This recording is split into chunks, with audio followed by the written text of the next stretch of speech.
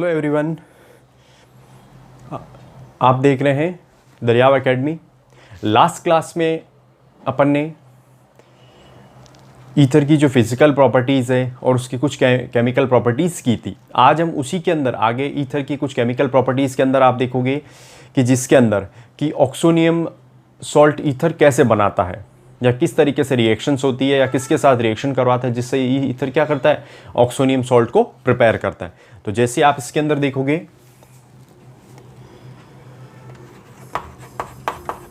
Oxonium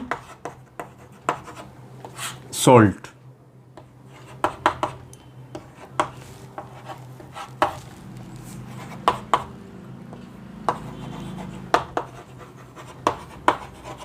तो जैसे हम देखेंगे कि ऑक्सोनियम सॉल्ट ये कैसे प्रिपेयर करता है। तो जैसे आप इसके अंदर देखोगे कि हम डाईएथिल ईथर की reaction, diethyl ether react with H2SO4। जैसे ही H2SO4 के साथ में आप इसकी रिएक्शन करवाओगे, H2SO4 ब्रेक किसमें होगा, H प्लस और HSO4 माइनस के अंदर। जब ये ब्रेक होगा तो जैसे इसके साथ ये ऑक्सीजन के साथ रिएक्शन करेगा तो ये क्या करेगा, H जो प्लस अपना इलेक्ट्रॉन एक किसको डोनेट करेगा, ऑक्सीजन को डोनेट कर देगा।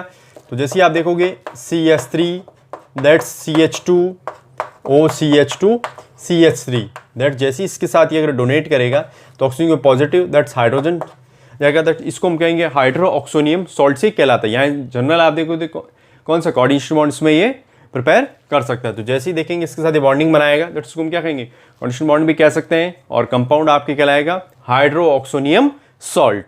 सेकंड नंबर जो हम इसकी रिएक्शन देखेंगे वो है आपके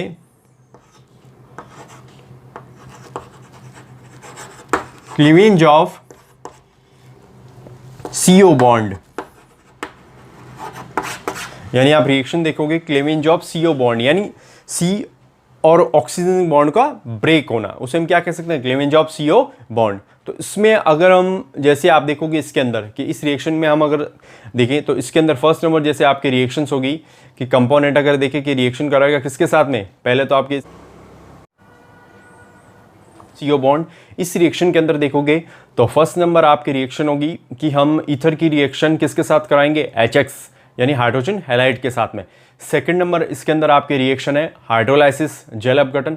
थर्ड नंबर आपके इसके अंदर रिएक्शन है आप देखोगे रिडक्शन अपचेन। एंड देन फोर्थ नंबर आपके इसके अंदर है कि हम ईथर की रिएक्शन किसके साथ, एसिटिल क्लोराइड के साथ करवाएंगे।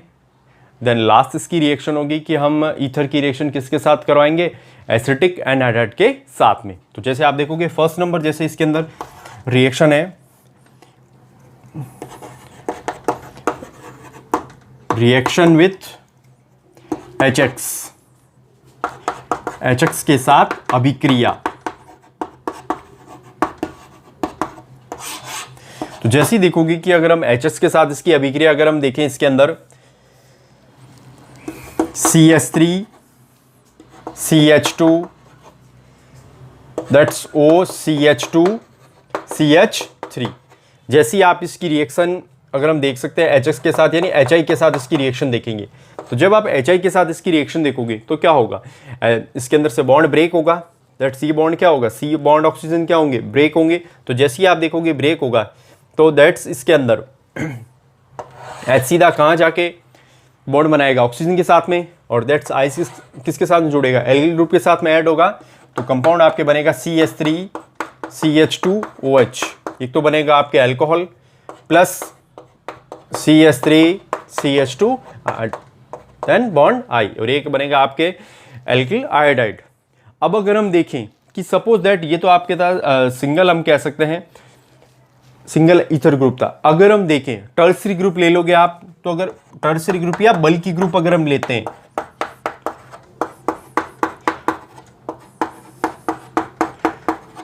टर्सरी ग्रुप या बल्की ग्रुप लिया, जैसे ही आप इसकी रिएक्शन HI के साथ कराओगे, ये तो थे आपके कॉमन ईथर या सेम ईथर, या आपके विषम या डिफरेंट ईथर हम कह सकते हैं। तो जैसे ही रिएक्शन आप कराओगे तो इस रिएक्शन में क्या होगा कि जो I ग्रुप है वो बड़े एल्किल ग्रुप के साथ जाकर के क्या है, बॉन्ड बनाएगा, बड़े एल्किल ग्रुप साथ जाके बॉन्ड बनाएगा या ऐड होगा। जबकि H तो OH ग्रुप होगा, वो किसके साथ ही ऐड रहेगा, जो छोटा एल्किल ग्रुप होगा उसके साथ। तो जैसे ही आप देखोगे इसके अंदर CH3, that's CH3, CH3,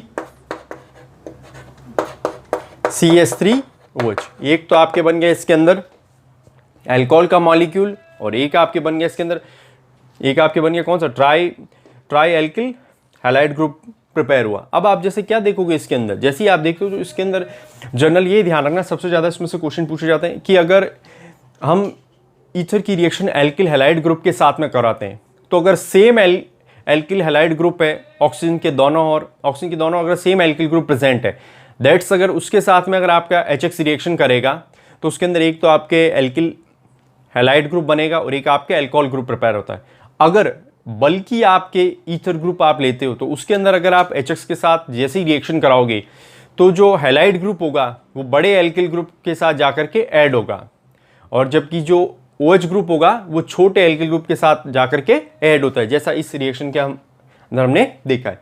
next आपकी रिएक्शन है इसके अंदर बटन या हाइड्रोलाइसिस। हाइड्रोलाइसिस के अंदर हम देखें कि जैसे आप diethyl ether CH3, CH2O, CH2, CH3, that's आप डाईएथिल ईथर की रिएक्शन जैसी वाटर के साथ कराओगे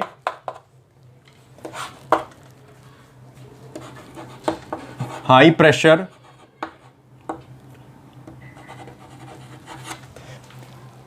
दैट्स लास्ट में या इसके अंदर आप क्या रखोगे, dilute H2SO4। In presence of dilute H2SO4 that's आप क्या रखोगे, हाई प्रेशर रखोगे। तो जैसे ही आप रिएक्शन करवाओगे तो क्या होगा, अगर हम देखें मोटर के इसके अंदर क्या होगा, H बॉन्ड किसके साथ रिएक्शन करेगा, O के साथ में, जबकि ये OH बॉन्ड इसके साथ ऐड होगा। तो जैसे ही आप देखोगे इसके अंदर आपके कितने मॉलिक्यूल्स बनेंगे अल्कोहल के, 2CH3, CH2OH, दैट्स आपके क्या बन जाएगा, एथेनॉल इसके अंदर प्रिपेयर होगा, किसमें, हाइड्रोलाइसिस प्रोसेस के अंदर। नेक्स्ट आप जैसे हम इसका देखते हैं रिडक्शन। रिडक्शन जैसे ही आप देखोगे इसके अंदर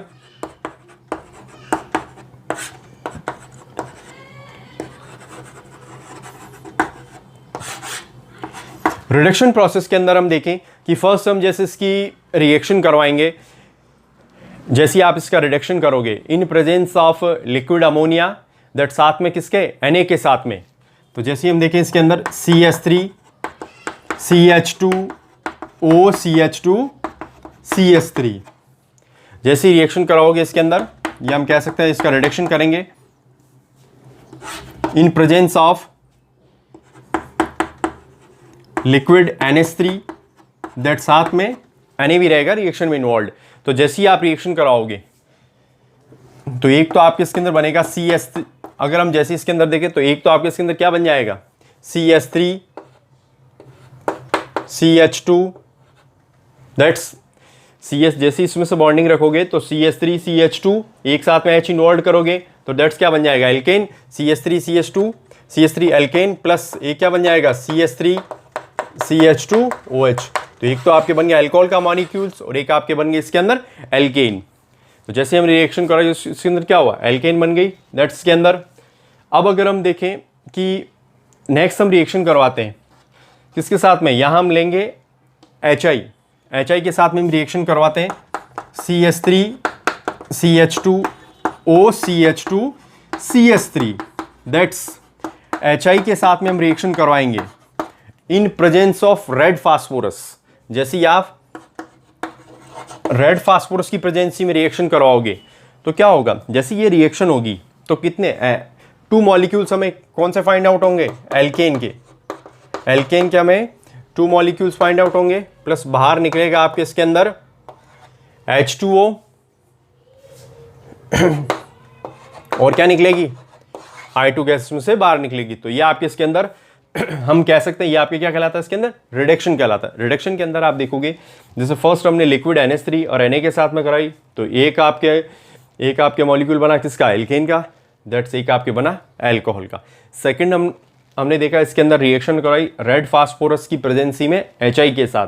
तो जैसे ही आप रिएक्शन कराओगे इसके अंदर एक तो आपके क्या बन गया, इसके अंदर एल्केन प्रिपेयर हो गई, एल्केन प्लस बाहर क्या निकला यहाँ से H2O प्लस और I2 अब अगर हम देखें नेक्स्ट आपके जैसे इसका है, हम इसकी रिएक्शन कराएंगे किसके साथ में, एसिटिल क्लोराइड के साथ में।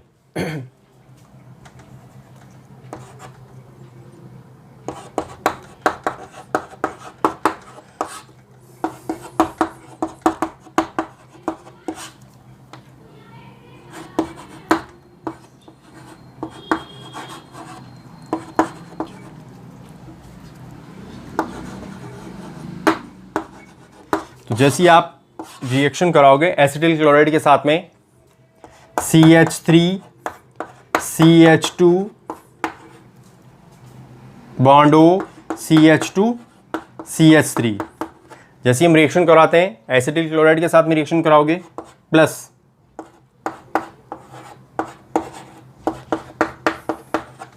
तो अब क्या होगा, बॉन्ड ब्रेक होगा, या तो यहां से यहां किसी से भी ब्रेक कर सकते हो। जैसे ही बॉन्ड ब्रेक होगा दैट्स एक तो आपके क्या बन जाएगा क्लोरोएथेन, और एक आपके कौन सा ग्रुप प्रिपेयर होगा, एस्टर ग्रुप प्रिपेयर होगा। तो जैसे इसके अंदर देखो ये जो रिएक्शन हम एसिटिल क्लोराइड के साथ में कराएंगे ताकि ये रिएक्शन पूरी कंप्लीटेबल हो सके, इसके लिए हम इसके अंदर कैटलिस्ट लेंगे। कैटलिस्ट आपके होगा ZnCl2, यानी ZnCl2 की प्रेजेंसी में आप कराओगे। तो जैसे ZnCl2 की प्रेजेंसी में होगा एक तो आपके बन जाएगा इसके अंदर CH3 CH2Cl chloroethane alkyl halide group, that's एक आपके बनेगा इसके अंदर CH3 CH2 OCO CH3, that's एक आपके कौन सा ग्रुप बन गया एस्टर ग्रुप प्रिपेयर हो गया। इसके अंदर इस कंपाउंड का नेमिंग क्या होगा एथिल एथेनॉइट। तो ये थी इसके अंदर किसके साथ में रिएक्शन जब हम एसिटिल क्लोराइड के साथ में करवाते हैं। एक इसके अंदर ये भी ध्यान रखना कि ये जो हाइड्रोलाइसिस जो प्रोसेस वगैरह कहलाता है, ईथर को जनरल अगर आप देखोगे तो ईथर को अल्कोहल का एनहाइड्राइड भी कहा जाता है। उसका रीज़न कि जैसे ही आप ईथर के अंदर वाटर का इन्वॉल्व करोगे या जल के साथ इसकी रिएक्शन कराओगे तो सीधा ये क्या प्रिपेयर कर लेता है अल्कोहली मॉलिक्यूल्स को प्रिपेयर कर लेता है। तो ये थी इसके साथ में 4th नंबर रिएक्शन थी आपके एसिटिल क्लोराइड के साथ में। नेक्स्ट इसकी रिएक्शन होगी एसिटिक एनहाइड्राइड के साथ में, एसिटिक एनहाइड्राइड के साथ में। तो जैसे हम ईथर की रिएक्शन एसिटिक एनहाइड्राइड के साथ में आप कराओगे इसके अंदर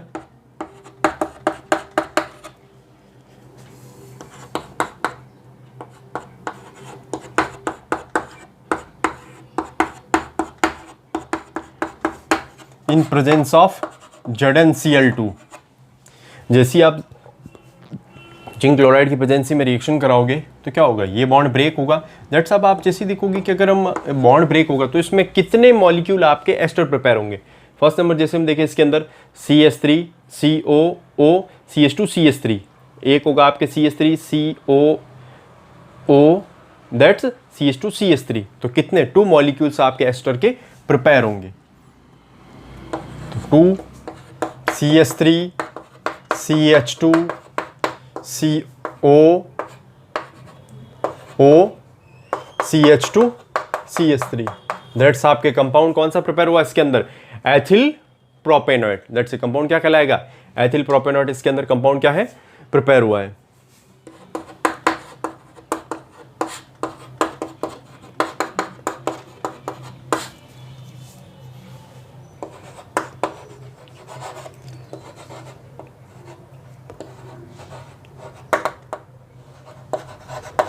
दैट्स कंपाउंड क्या कहलाता है आपके एथिल प्रोपेनॉइड्स कहलाता है।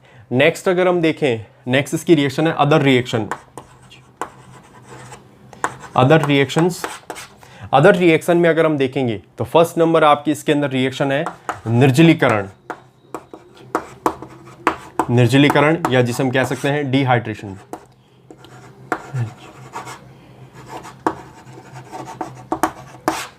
निर्जलीकरण या डिहाइड्रेशन कह सकते हैं कि जब हम ईथर के मॉलिक्यूल को आप हीट करोगे in presence of alumina Al2O3 की प्रेजेंसी में, और हम टेम्परेचर लगभग रखेंगे 653 केल्विन। तो जैसे ही आप हीट करोगे तो क्या होंगे वाटर का मॉलिक्यूल्स निकलेगा। वाटर के मॉलिक्यूल्स निकलने मतलब उसको क्या कह सकते हैं निर्जलीकरण कह सकते हैं या जल रहित या डिहाइड्रेशन कह सकते हैं, जिसमें से विदाउट वाटर के मॉलिक्यूल का प्रेजेंट होना। तो जैसे ही आप देखोगे इसके अंदर हम मॉलिक्यूल ले लेते हैं CH3 CH2O CH2 CH3, जैसे ही आप डाइएथिल ईथर इसको हम ब्रेक कर देते हैं CH2H, दैट्स को भी हम क्या करेंगे, CH2H के अंदर आप ब्रेक करोगे। अब हम इसे Al2O3 एल्यूमिना की प्रेजेंसी में आप रखोगे, टेम्परेचर कितना रखोगे, 653 केल्विन, 653 केल्विन रखोगे। अब आप जैसे ही आप इसको हीट करोगे दैट्स हीट करोगे तो क्या होगा, कंपाउंड्स में से ब्रेक होगा, मींस H2O का मॉलिक्यूल निकलेगा।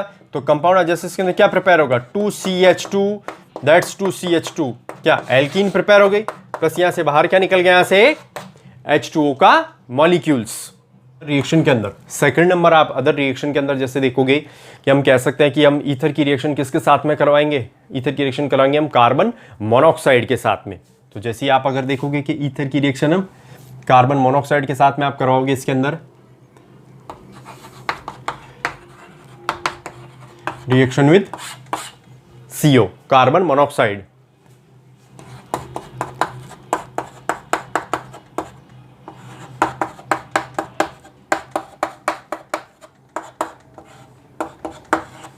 जैसे हम इसके साथ में कराएंगे इन प्रेजेंस ऑफ, किसकी प्रेजेंसी में रहेगी, ये आपकी जो रिएक्शंस होगी, एक तो रहेगी BF3 कंपाउंड की प्रेजेंसी में, दैट साथ में आपके क्या रहेगा 500 एटमॉस्फेरिक प्रेशर, टेम्परेचर आपके रहेगा 398 केल्विन से 453 केल्विन तक आपके क्या रहेगा टेम्परेचर रहेगा, या 423 केल्विन भी रख सकते हैं। तो जैसे ही आप रिएक्शन कराओगे इसके साथ में CO के साथ में कंपाउंड आपके कौन सा प्रिपेयर होगा, CH3 CH2 COO CH3, that's आपके कंपाउंड कौन सा प्रिपेयर हुआ है, एस्टर ग्रुप प्रिपेयर हुआ है, लास्ट हमने रिएक्शन के अंदर किया था। दैट्स नेक्स्ट जो रिएक्शन होगी वो रिएक्शन है आपके इसके अंदर, नेक्स्ट रिएक्शन आपके हमसे कह सकते हैं कौन सी रिएक्शन होगी, जिसे हम कंबस्टन कहते हैं या दहन कह सकते हैं। इसके अंदर ये होगा कि जब आप अगर ऑक्सीजन की प्रेजेंसी में ईथर को हीट करोगे तो क्या होगा, जैसे हम अगर ऑक्सीजन की प्रेजेंसी में ईथर को हीट करते हैं तो एक तो उसमें से आप हमें क्या मिलेगी, CO2 और क्या मिलेंगे, वाटर के मॉलिक्यूल्स मिलेंगे। तो नेक्स्ट जैसे हम इसके अंदर देखेंगे कम्बस्टन रिएक्शन। तो जैसे ही आप ईथर को हीट करोगे, जैसे हीट करोगे किसकी प्रेजेंसी में, ऑक्सीजन की प्रेजेंसी में, हम जैसे इसको ऑक्सीजन के साथ रिएक्शन करवाते हैं या इसकी प्रेजेंसी में उसको हीट करोगे, दैट्स आपके कंपाउंड क्या प्रिपेयर होंगे, एक तो आपके मॉलिक्यूल बाहर निकलेगा किसका, 4 मॉलिक्यूल बाहर निकलेंगे CO2 के, दैट्स 5 मॉलिक्यूल H2O इसमें से बाहर निकलेंगे। दैट्स ये आपकी रिएक्शन क्या कहलाती है, कम्बस्टन या दहन रिएक्शन हम इसको कह सकते हैं।